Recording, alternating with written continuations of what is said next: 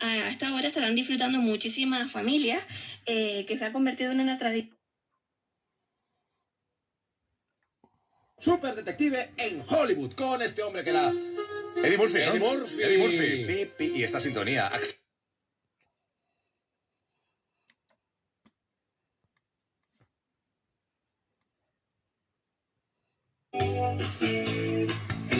Tengo el pasado en el camino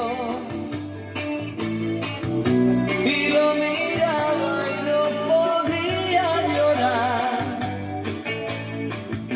Entre el crepúsculo y el alba no es otra cosa que dejarse llevar.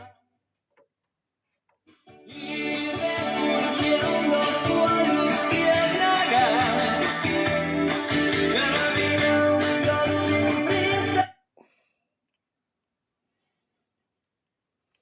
Que ese año en los Oscars ganó no una, ni dos, ni tres, ni cinco, sino 8 estatuillas.